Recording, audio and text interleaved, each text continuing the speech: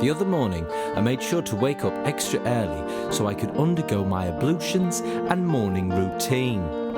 Have my ready break, drink several tins of Euroshopper energy, and then have ample time to stare at myself in the mirror and hype myself up.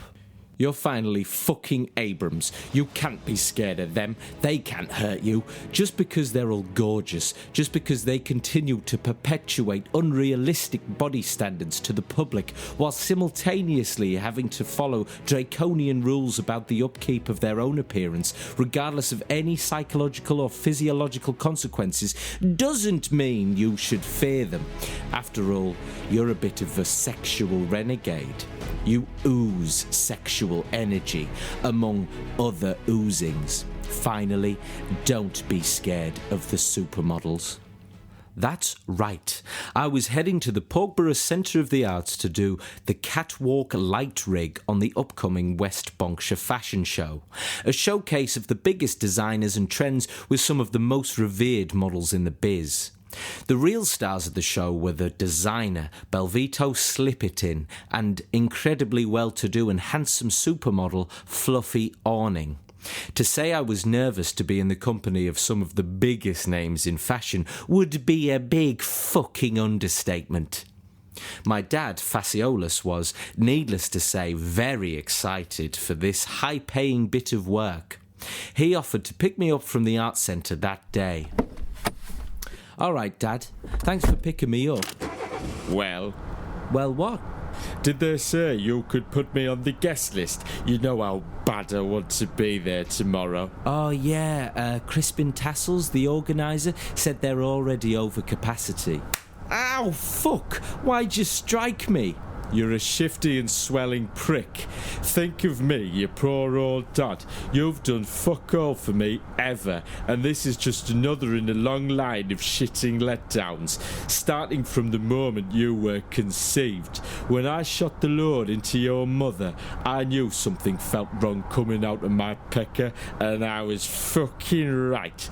You're a defected little sperm that, despite all odds, what with you being a shining little pillock, has grown much larger and older and larger than it ever should have. I'll try again next year. They'll probably ask me back. Oh, piss off. You know how badly I wanted to be in the presence of those gorgeous women, with legs as long as bollards and cheekbones bolder than Vernon Kay's career. Well, tell me, did you meet any of them? Oh, yeah, a couple of them. Shirley Trumpet, Tanky Boulder, and, who was it? Fluffy Orning. Ow, stop striking me! Fuck off, you met Fluffy Orning. Is she as beautiful in person as she is in the collection of front pages I ripped out of magazines in W.H. Smith that I have hidden under my bed? I suppose. You suppose? How about you suppose yourself a new fucking head before I rip it clean off? Do you not even know how lucky you are? You have been granted an opportunity that horny pubescent boys and dirty old men can only have a wet dream of. To be amongst the likes of Fluffy Orning is a fucking fantasy. I'm gonna drive you home now, and I want you to keep your trap tight shut and really think about the look you have, and also think about how you're gonna sneak me in the back door tomorrow. Dad, I'm not gonna sneak you in. I said keep it zipped. Come on.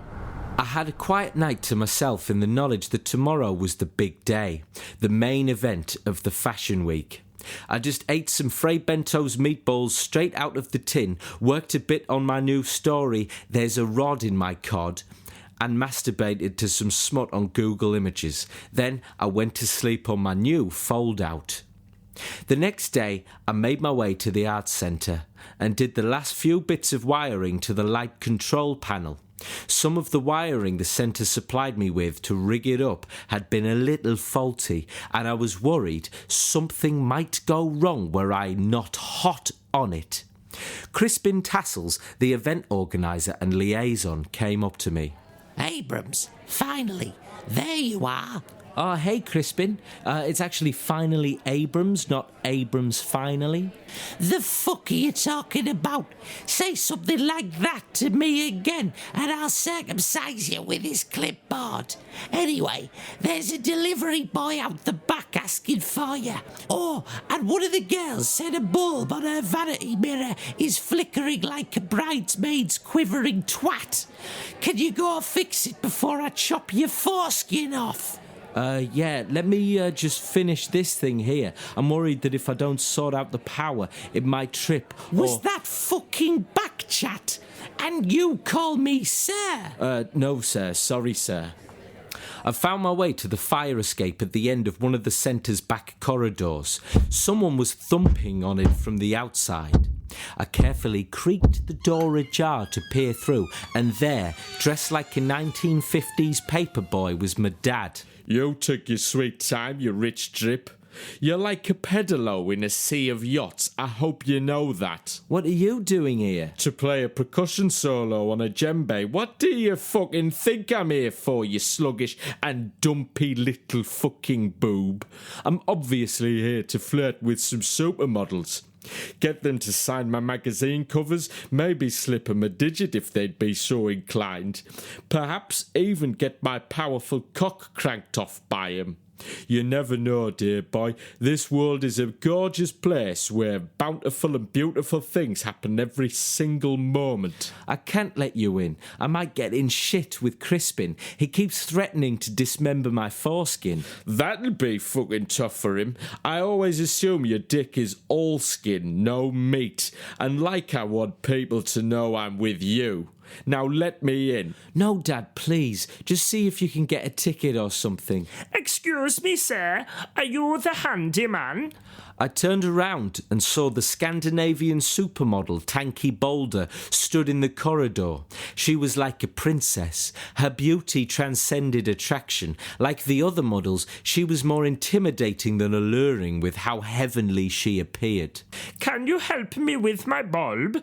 It's flickering like a bridesmaid's quivering twat. Oh, yeah, I'll be right there. Behind my back, Fasciolas barged the door open, knocked me onto the durable and stain-resistant navy nylon carpet, and as he scurried off down the hallway like a randy bullet, he shoved me to stop me from getting up, whacking my head into the 13-amp 2-gang DP-switched white plug sockets. Eat my dirt, pussy boy. Oh, my word. Are you okay, small boy? Let me help you up. Yeah, I should be. Thanks. Oh, my goodness. You're bleeding. Come with me. I shall patch you up. Oh, yeah. The corner of that socket caught my lip.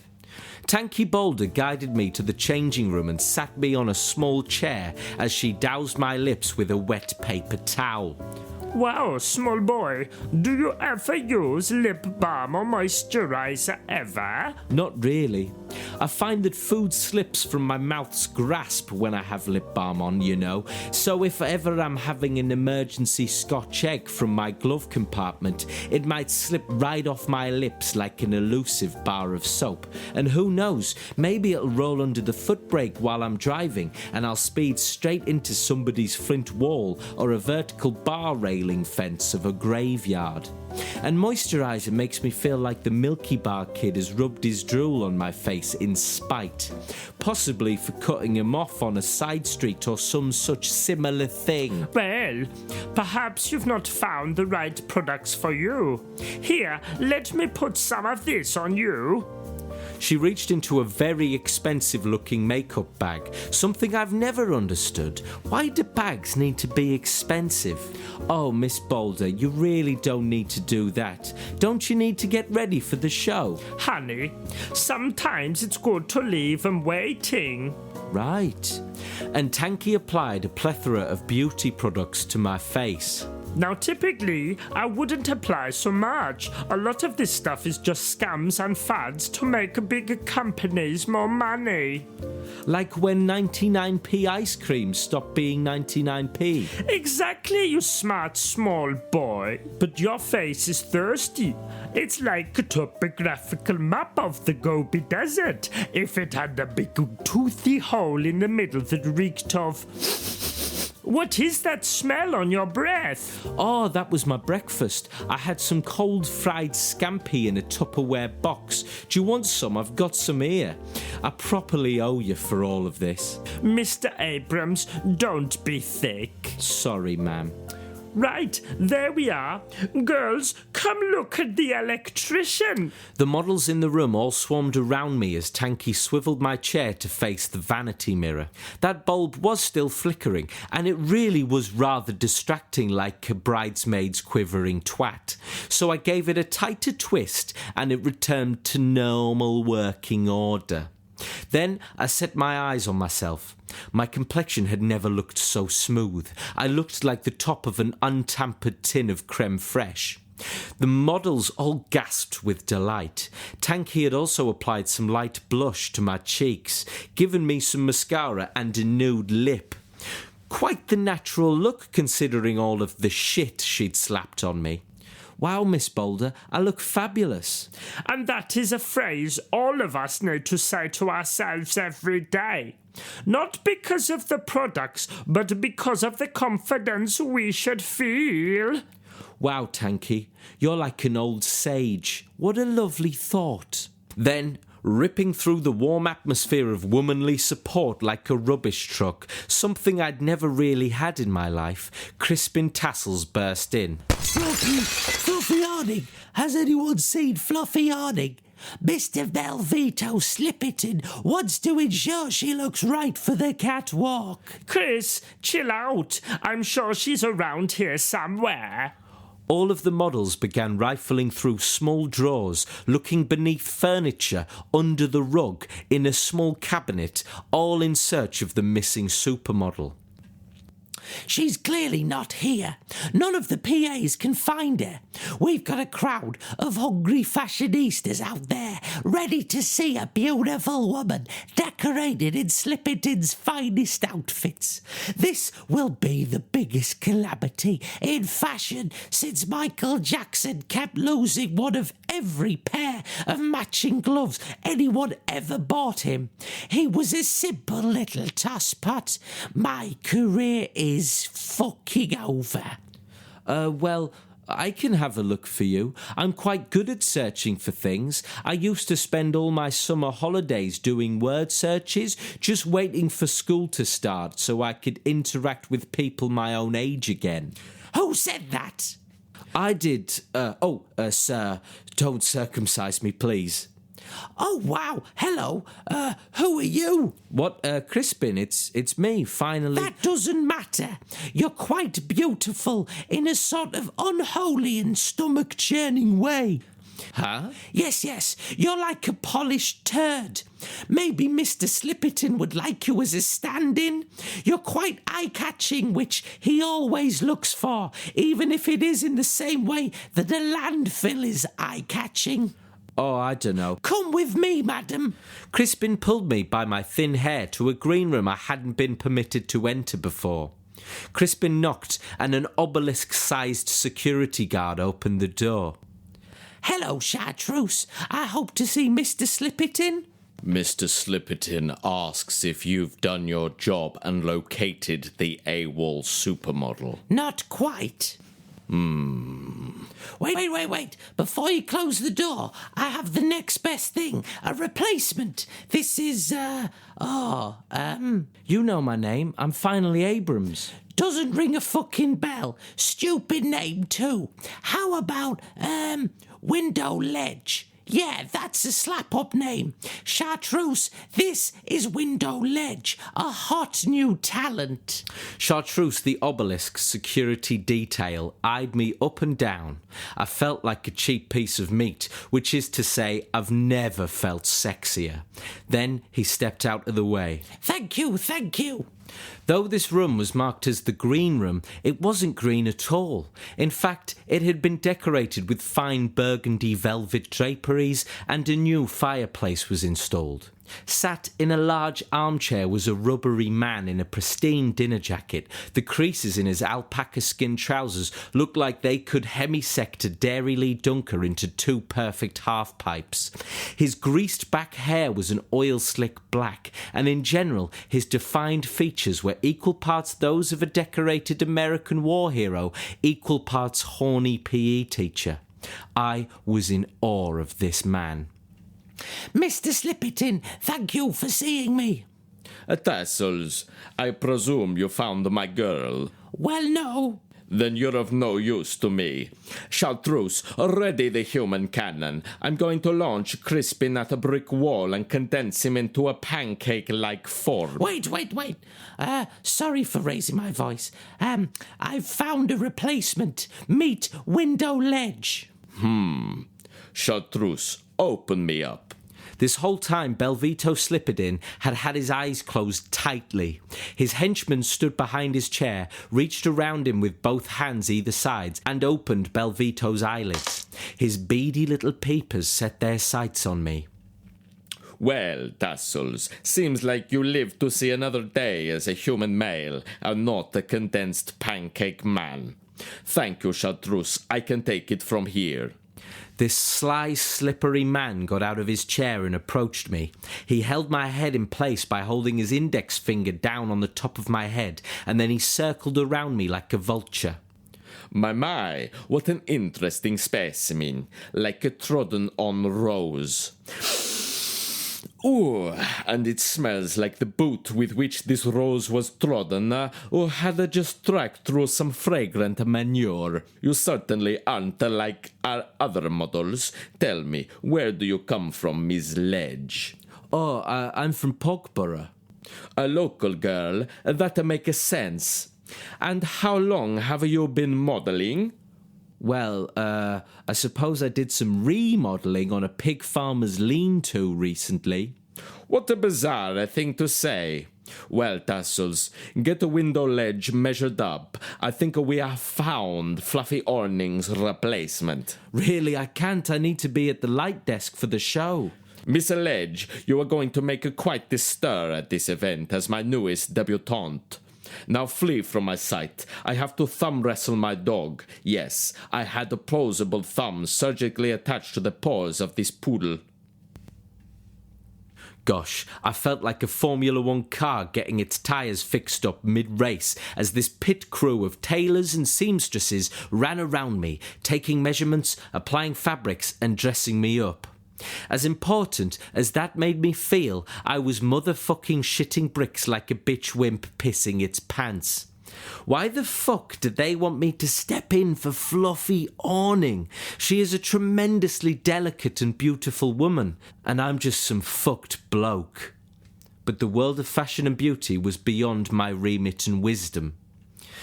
And beyond the curtain of the wings, I could hear the polite murmur of a crowd of onlookers, waiting somewhat patiently for this revered event to start. Eventually the music went on, but no lights. Of course, I was meant to be controlling the lights before getting roped into farting up this runway.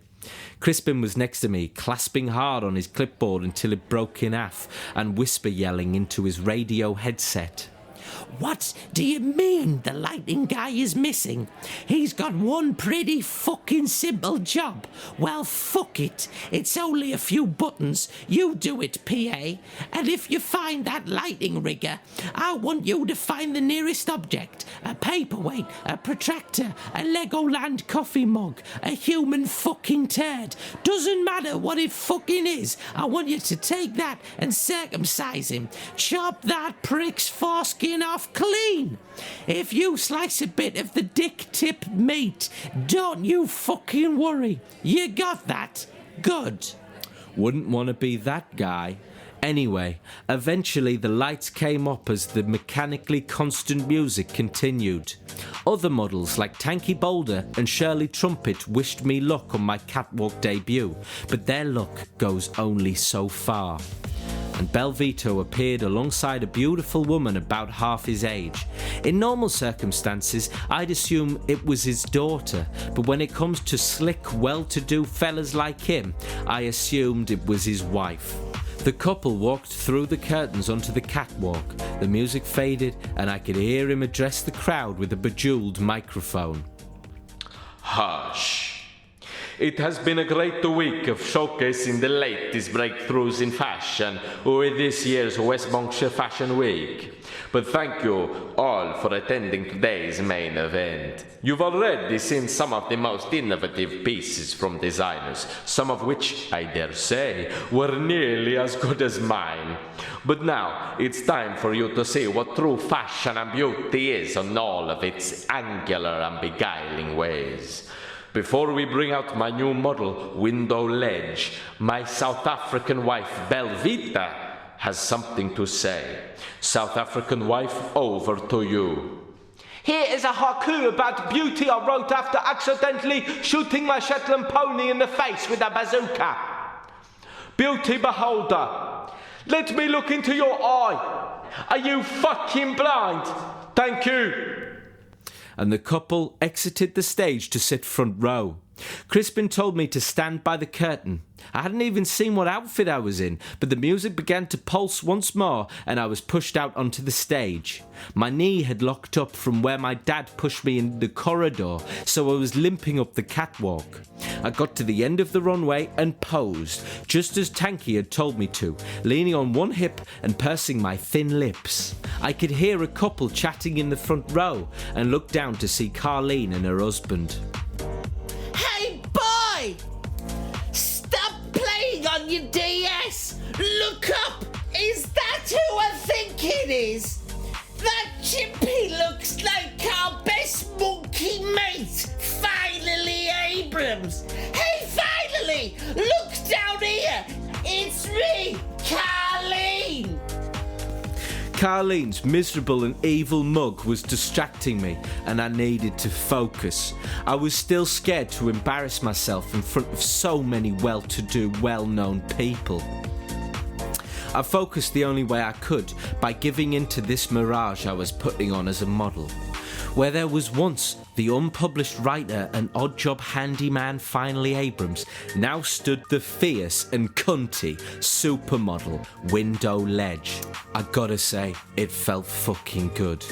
I strutted back up the stage, all eyes in the room on silly old me for the first time since I was 8 years old, and accidentally threw up on my plimsolls during show and tell after having too many froobs and cheese strings.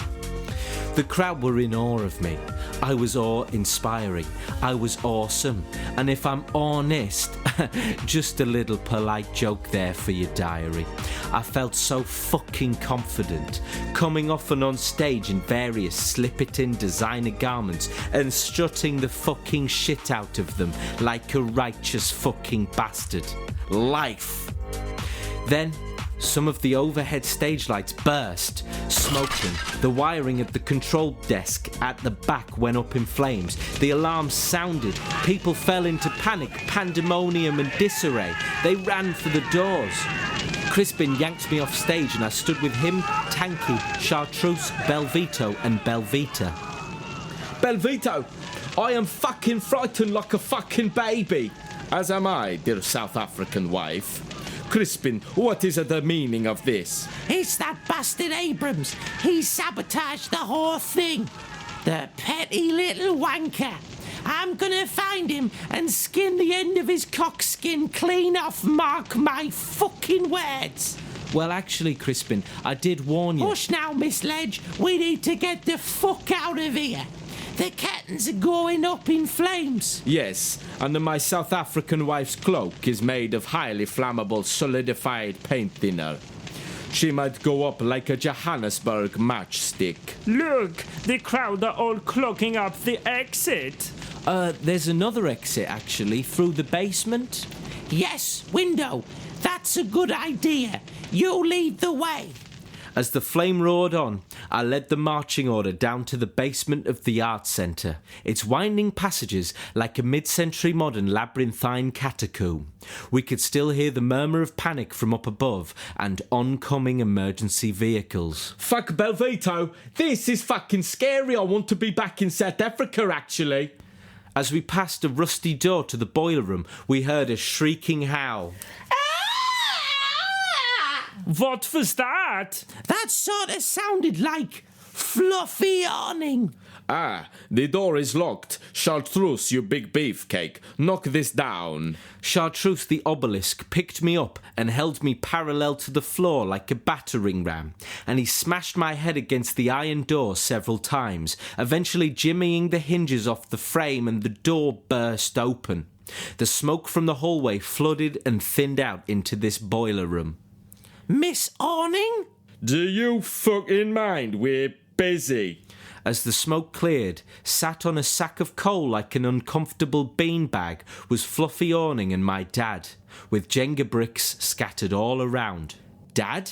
Finally? Why are you dressed like a shit clown?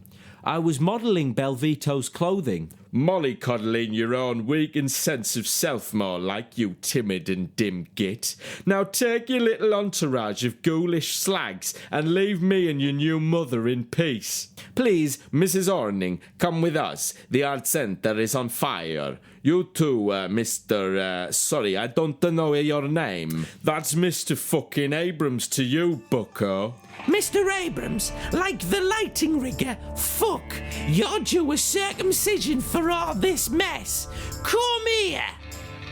I would have grabbed at Crispin to stop him from trying to attack my father, but I was still on the floor next to the broken iron door with the right fucking headache.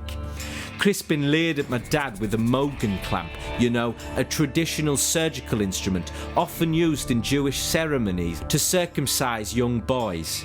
My dad stood to prepare for the oncoming attack as the rest of us watched, smoke still flowing into the room. Is that a Morgan clamp? All right, you're on, little man. I've actually got one of me own. The spat raged on, my old man and the preppy little event organisers sword fighting with circumcisers. Eventually, quite expectedly, my dad got the upper hand. There you go, you fucking creep. My fucking finger! You circumcised my finger! Don't worry, lad. That won't matter soon enough. My dad picked me off the floor, smashed me like a battering ram into the large boiler, creating a small opening. He dumped me on the floor, picked up Crispin and stuffed him into the boiler, broiling his skin off of his body as he shrieked in pain. Oh, fuck! I'm barely alive! I'm barely alive in here! Fucking hell! Please! Oh, fuck! Eventually, he fell silent and limp, his square head pressing against the inside of the boiler hole. Jesus Christ, Dad, you just murdered the event organiser in quite possibly one of the most horrid ways imaginable. Maybe to you. Now, Fluffy, let's ride, babe. These fools are cramping our style and ruining our first date. Right you are. Let's split, Daddy-o. I think we all ought to split, Daddy-o. Well, we all left the building, stood back near a green verge by the motorway and watched the whole thing collapse. A horde of rich and famous stood around in shock and horror. My dad and Fluffy stood to the side making out. Belvito, his wife and his bodyguard approached me. Well, Window, you are quite a spectacular person. You brought the house down, quite literally. Now that my main model Fluffy is lost in the throes of love with that cantankerous old northern man, I need a new model, for good. Oh, what say you, come with us to Paris Fashion Week? That's a very kind offer, Mr. Slipperton, but I'm better off here. I'm not cut out for this lifestyle. I'm a handyman at heart, and look what happens when I take my eyes off my passion. A huge fucking disaster. Well, please, take my personal card in case you ever change your mind. Okay, but this is just a sheet of A4 printer paper that just has the number 1 written on it. Goodbye. See you soon, I hope. Goodbye, little man. Goodbye, Belvito and your South African wife. Well, I went home to rest. The next day I had another job fixing up the sealant around a window in a teacher's lounge. I got so absorbed in the job I nearly forgot about strutting up and down that walkway and watching my father take another man's life. My dad broke up with Fluffy a few days later, saying she was far too clingy for him. Figures. Anyway, I've put some time back into my writings and have for you a snippet of my latest book, There's a Rod in My Cod. Good night, diary. You're the only thing I can trust. On the banks of the Bumblebum Lake sat a fisherman who went by the name of Jake. Try it as he might, no fish would take his bait. What, oh what, would have these fishes sate? No nibble, no bite, no day, no night. They never swam near, none here or in sight. Bored out of his mind, Jake set his eyes across the lake. He saw a rocky formation in a womanly shape. My word, those rocks just look like some tits. They've made my knob hard and it just won't quit. As Jake the fisher's knob started a dribbling, at the end of his tackle a fish started a nibbling. As Jake saw his rod move, he took his paws off his knob. The fish disappeared and his rod no longer bobbed. He sat back defeated and put his focus back on his man prick. And as he jerked his member, the rod jerked quite manic. When I cockstroke and I finger my prostate, it seems that's when the fish begin to take my bait. So Jake had an idea for the perfect catch, to dunk in his willy in the lake and massage his boy snatch. And the fish came nibbling on the tip of his todge, and on he yanked till his cummy nuts went splodge. By the end of the day, Jake had caught every fish. He had emptied the lake and fulfilled his wish. With a cod on his rod and a dead fishy heap to his side, Jake looked at the lake and saw it was completely off-white. Like a body of water with albino pond scum, he had filled the lake with his thick fisherman cum.